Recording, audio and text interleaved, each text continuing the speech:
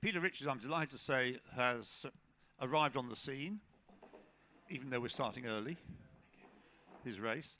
Let's just do the grid first of all, based on qualifying this morning. If you have a digital program, it's page 4.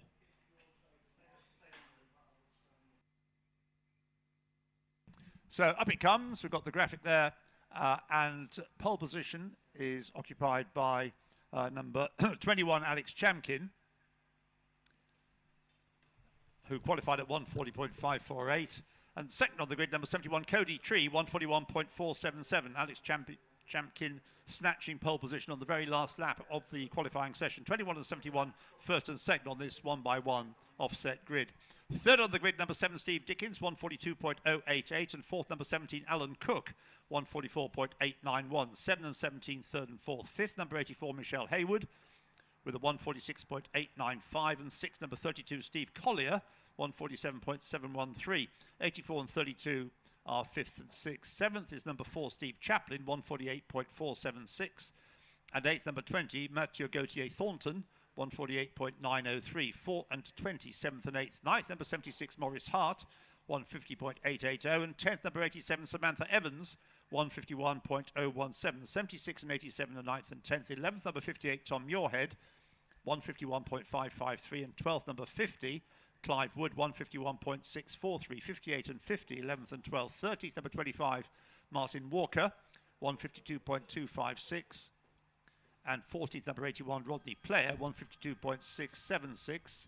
25 and 81, 13th and 14th. 15th, number 40, Mike Upton, 2 minutes 00.058. And 16th, number 68, the championship leader. What's he doing down there? Maybe Peter's going to be able to tell us. Number 68, 2 minutes 00.718. 14th and 68, 15th and 16th. 17th, number 52, Roger Watton, 2 minutes 2.794. And 18th, number 66, Adrian Lester, father of Jared, starting behind his lad. Without a lap time, actually. 52 and 66, 17th and 18th. Also without lap ties, number 37, Tommy Weir, and 74, Lee Parks, although whether they'll be in the race, something else that Peter may be able to answer for. Peter, welcome back to the microphone. Thank you, Ian. And let's start with the championship leader and what's he doing down on the 16th place on the grid. The Leicester family had a really bad morning, unfortunately. So if we start with Adrian, Father Adrian, on his first flying lap, he managed to put a wheel on the grass and then lost it and has smashed both front and rear end of the car against the barrier, so we won't be seeing Adrian for the rest of the day. Right. And simultaneously, Jared then had his clutch was slipping, and just as I left the paddock to come up here to see you, they were still working on the car to try and get the clutch working again. So whether we see Jared or not, I'm fairly confident we'll see him for the second race, but it's a bit 50-50 whether we see him for this first race. So yeah. But interesting little snippet is that we've got Alex Chamkin on pole ahead of Cody Tree, both in Phantoms. But Alex Chamkin had a bit of a gearbox problem testing yesterday, has had to reconfigure all the ratios within the gearbox, so he's just running it as a 3-speed gearbox today, which means he's probably not going to get off the line terribly well because first gear is going to be a bit high. So the driver on pole position is going to struggle to leave the line. Well, he's going to leave the line a little slower than he would have done normally, is my prediction. So I expect Cody Tree will nip ahead at the beginning and we should see a very close race between the two of them. Right, that's your prediction. I mean, that one-off lap at the end of the qualifying session, which put Alex onto pole position, that wasn't just a fluke in the sense that it wasn't because he just threw caution to the winds. And no, I think he just built up to that lap and got a fairly clear lap. Okay. I did suggest he should try and get sponsored by Sturmey Archer, going it says 3-speed. So good thinking. Yeah. Now, Alan Cook, we're concerned about Alan's health. So Alan actually drunk a lot of Lucozade before qualifying. I mean, other sports drinks are available, of course, but he drank a lot of Lucozade, and he told me by about the second lap he felt fine. So he seems to be a rejuvenated Alan Cook. Oh, well, that's good news then. And of course, Michelle Haywood, who's doing very well in the championship. She's qualified well as well. She has, and of course, she's in an unfamiliar car to her because she normally drives Barry Webb's Mark 23. But that's not available because Barry's gone on holiday, very thoughtless of him. And so Michelle has borrowed the car this weekend, very kindly loaned to her, and it's an unfamiliar car. And ironically, it was a car in Howard Payne's hands that beat her for the championship by 1 point a few years ago. So, but she's got it going really well this morning in typical Michelle way. So it's going to be an interesting race between her and Matthew Gauthier-Thornton. Yeah, so just to explain the different classes, I know there's a notes in the programme that do that, but just to explain, CSP1 is for... It's for cars of up to, with car-derived engines up to 2 litre and motorcycle engines up to 1600, and but they've all got a limit of 200 horsepower. Right. So the Leicester cars, for example, they've got Hayabusa motorcycle engines. And also Lee Parks. Lee's not here. But Lee's yes, not here, true, no. Yeah. But, right. Now, CSP2 is K-Series. So that is that's the engine formula that's been in existence since 1996. It's a 1.6 K-Series, sealed, basically a standard engine, giving about 125 horsepower. So they're very evenly matched engines. The engine you used to find in your Rover 216 GTI if you had one. Yeah, that sort of car. Yeah. They used to race those, Peter. They did. And MGs and MGFs and those sort of cars. Yes. That engine, yeah. Now, Steve Chaplin is the only... Steve, unfortunately, has failed in qualifying, so we won't be seeing Steve either. Oh, right. Warning in terms of... That's him gone for the day, is it? Him gone for the day, I'm afraid, yeah. Anybody else you want to get rid of? Not that I'd like to mention at the moment, but CSPB, which is the Formula Ford engine class, I anticipate we're going to have a really good race in that, because we've got top 3 cars very close together. Tom Muirhead, Clive Wood, and Martin Walker, all within about a second of each other. They've been very... Martin Walker and Tom Muirhead have had some terrific races this year. Clive Wood's just joined in CSPB just for this weekend. Yeah, he was dabbling in Formula 2, historic Formula 2. He's got so many cars, yeah. He normally races in Clubmans and CSP1, but that car's in pieces. You can't see the wood for the cars. Absolutely. Yeah.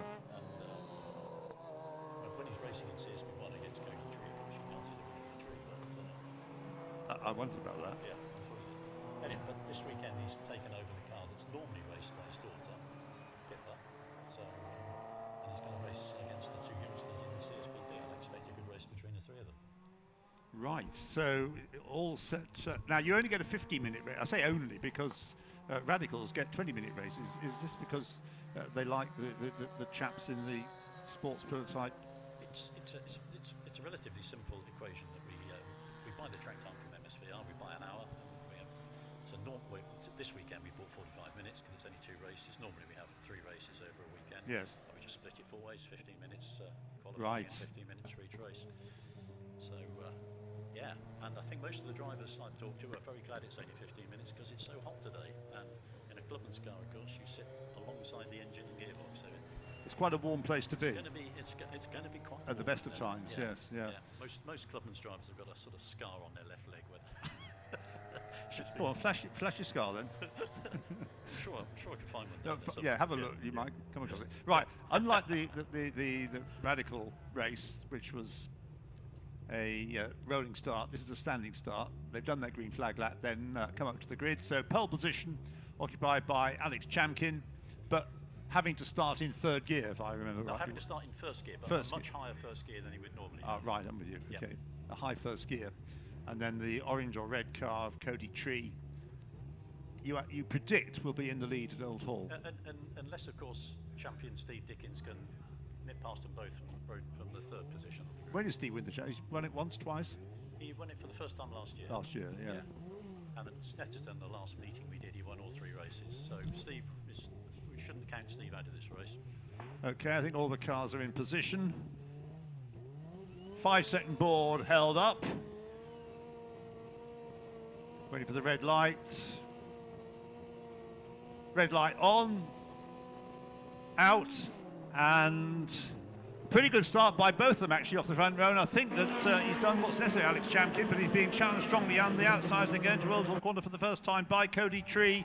And as they come out of the corner, it's still side-by-side stuff, but for the inside line into Cascades, it'll be Cody Tree, I think, Ian. Yeah, it is, but he's not actually close enough to make that work. So it is Alex Champion in that pale blue car that continues to lead as they head out of Cascades and towards Ireland for the first time. It looks like everyone has got through cascades safely and is heading off down towards Islands and Shallows Corner. Very good, and so we'll get a view in the moment as the cars make their way through Shell Oils of the leading pair, or maybe a trio.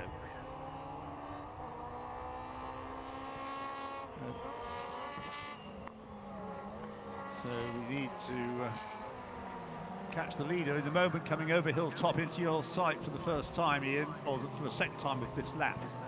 Yes, first time over hilltop. Second and third are a little bit closer though, aren't they? So it's Yes. Champkin in the number 21 car, the Phantom that's leading the way. Second and third are together though. That's Cody Tree and Steve Dickens. And there's a gap back to the fourth place car, which I think is Alan Cook as things stand. But they're all heading up Clay Hill for the first time, and everyone again looks to have made it safely through this first 2/3 of the lap.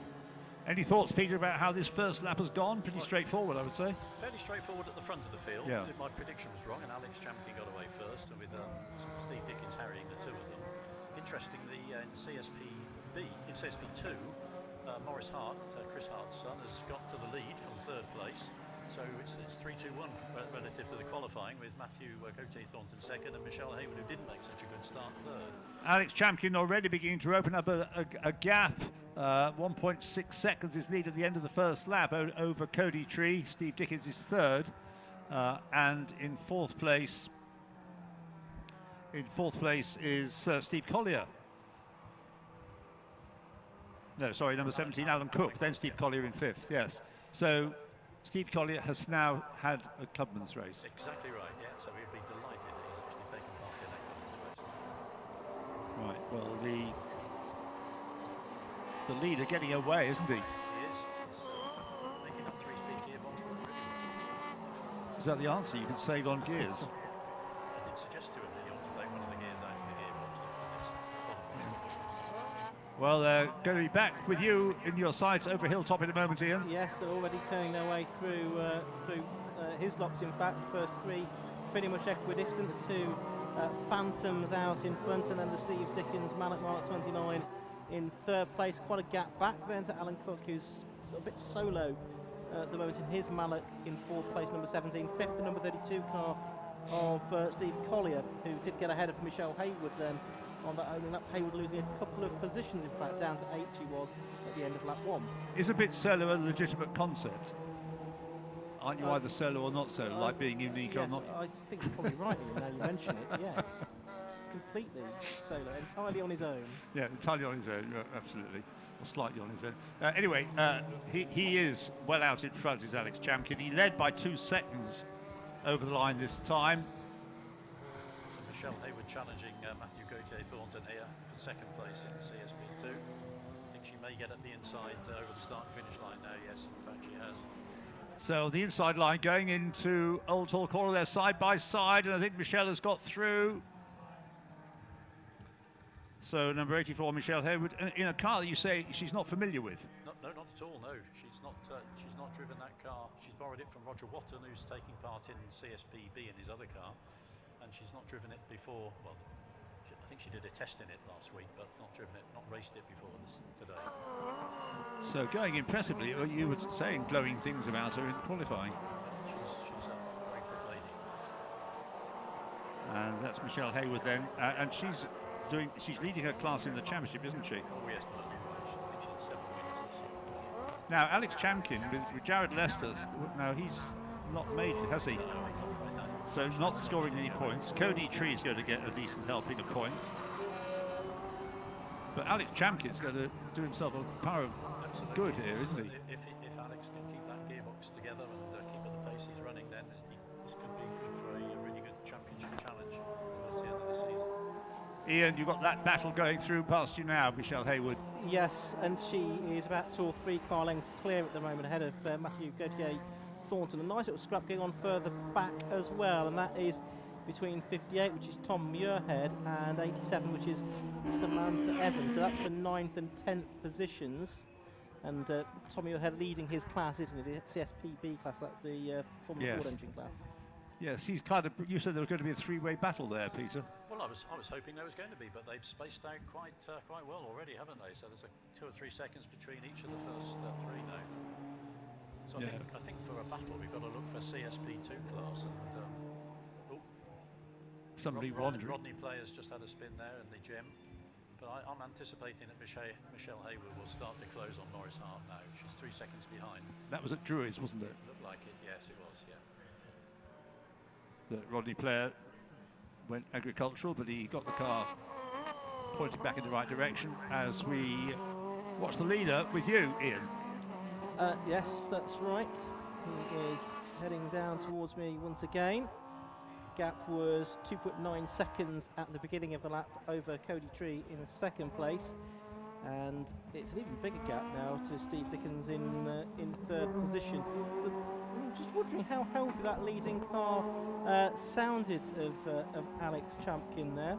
He's gone past. It didn't sound completely in the best of health, so maybe that's one for Peter to listen out to as it comes past the start and finish line as well. But it's still good for the lead at the moment, 2.9 seconds ahead. Okay, right. Will you cock an ear in the direction of the leader then, Peter? You probably didn't hear what Ian thinks, that the engine doesn't sound quite right in the leader's car. Oh, we've got a spinner down here, and that is the number 87 Sounds okay to me. car. I mean, I guess the could be a sort of slight crack in the exhaust or something, but it sounded okay to me.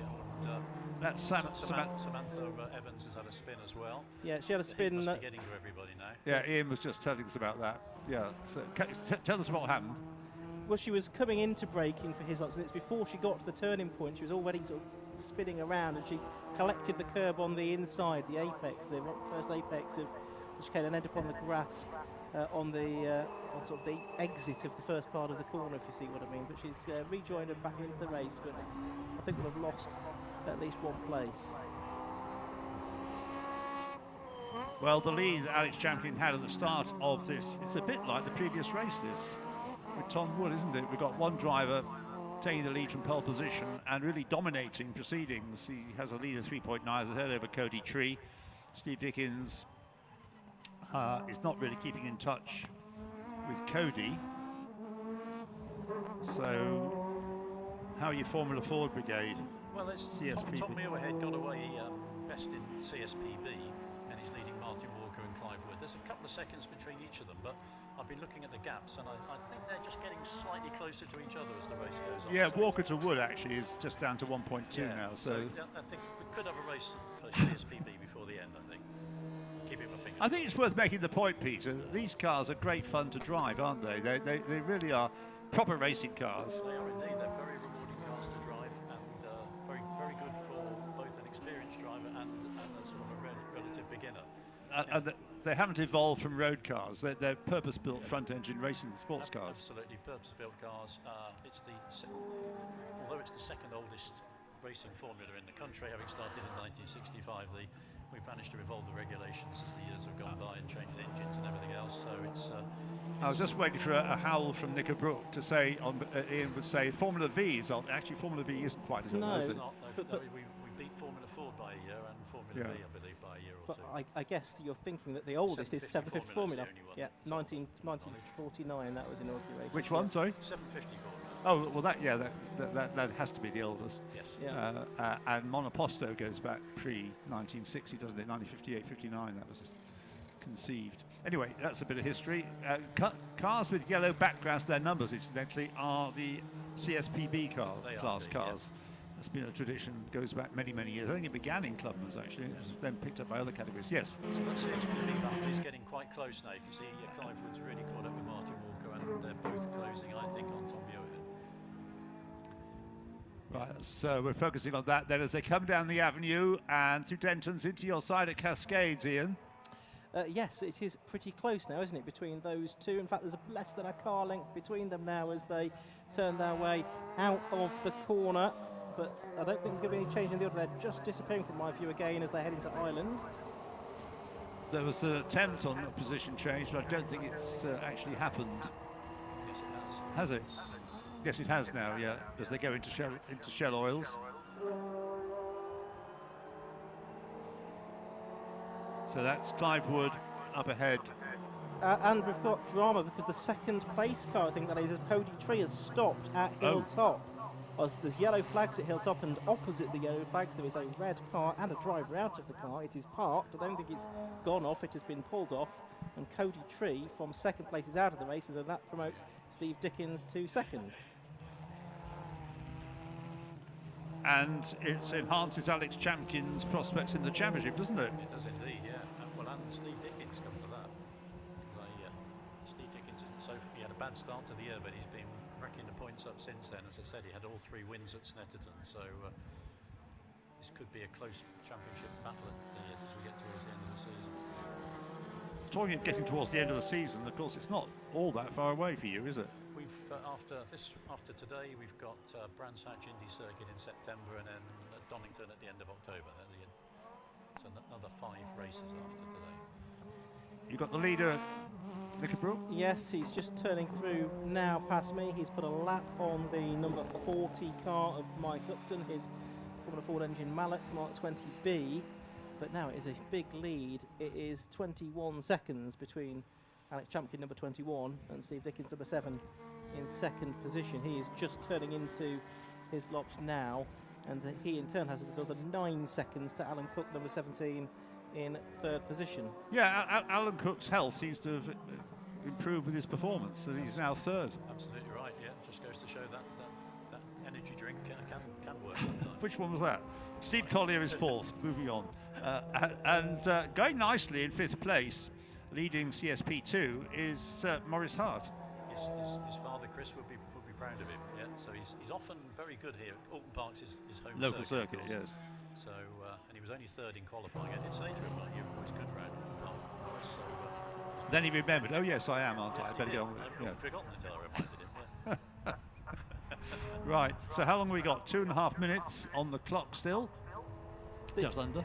The Formula Ford class battle, the CSPB battle, is coming past me now, and it's headed at the moment by number 58, which is Tom Muirhead, but there's still the chance that this could change around in the last lap or so. There's only about 2 seconds covering those first 3 cars. Also involved, of course, you've got the car of Walker and the car of where are we? Upton Martin Walker, yeah. That's right, Walker there as well.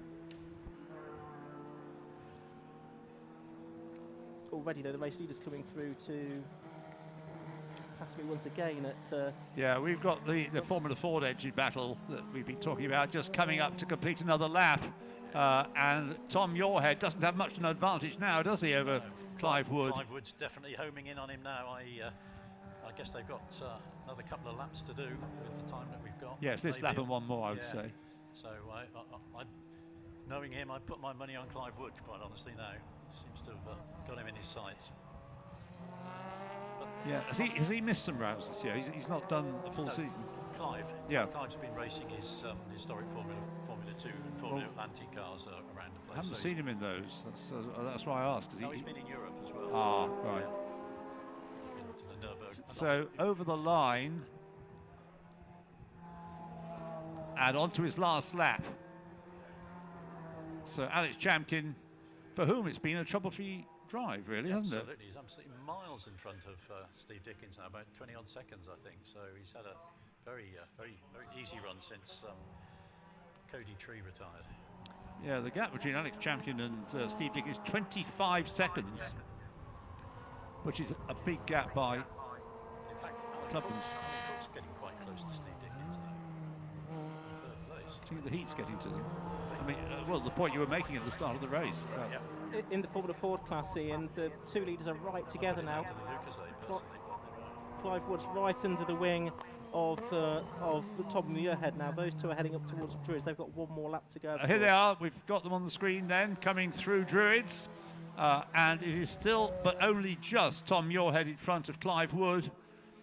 And very experienced and successful racer Clive Wood looks for the outside line going into Lodge Corner. That's not going to work.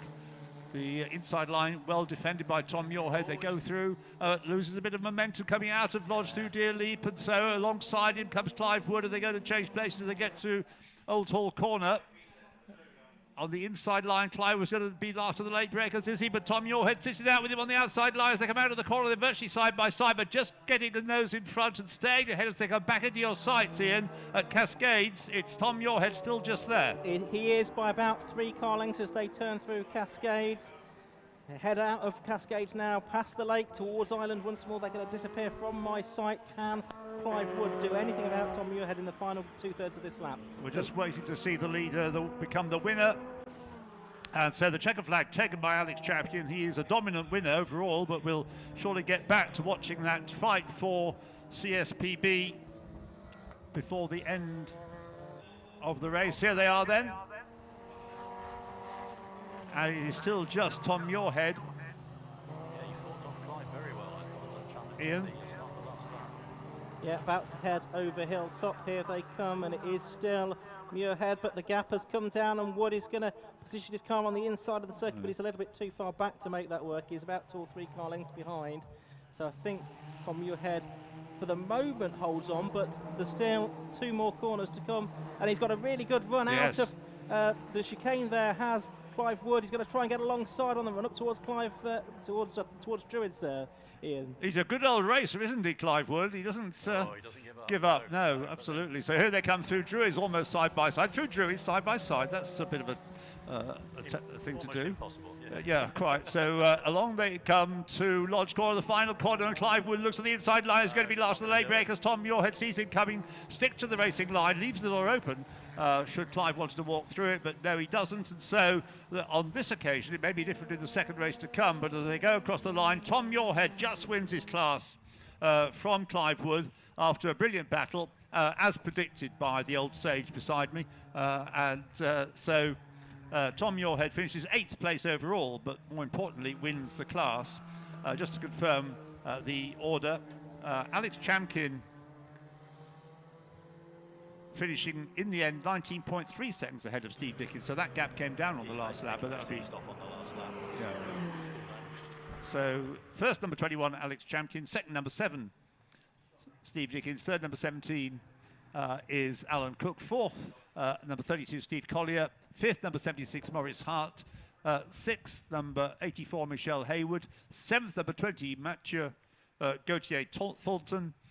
In 8th place, that battle we were focusing on, Tom Muirhead, just finishing ahead of in 9th place, Clive Wood, and in 10th place, number 25, Martin Walker. I've vacated for all the classes, I think I have, haven't I? 11th after her spin, number 87, Samantha Evans. And in 12th place, number 81, didn't he also have a spin? Rodney Player with the gem, yes. So that's what happened to spinners. Well, that was a stirring, thanks to the Formula Ford engine cars particularly. Otherwise, it was a bit straightforward up at the front, just quick. It was. After we lost Cody Tree, then I think any challenge to Alex Chamkin disappeared. But yeah, as you say, thank goodness for the CSPB class. But they often do that, don't they? They do. It was, as I say, Tom Muirhead and Martin Walker have had some excellent races with Barry Webb this year. So yes. Clive Wood's come in to replace Barry for this weekend. Tom Muirhead's quite new to. Yes, I mean, John Muirhead, who's raced Lotus Elands and Clubmans cars, is his son. Yeah. Oh right, and yeah, one of the next generation of Clubmans part sports of the Clubmans breeding program. Absolutely, that's right. Yeah. Good. Well, Peter, thank you very much for the moment, and enjoy your Clubmans type lunch. And I'll see you for the second race. See you for the second race. Sorry if you find it difficult to hear what Peter is saying, but I'm afraid that the other microphone doesn't work terribly well. It's not because of the way but he's doing the best he can. Right. Thank you, Peter.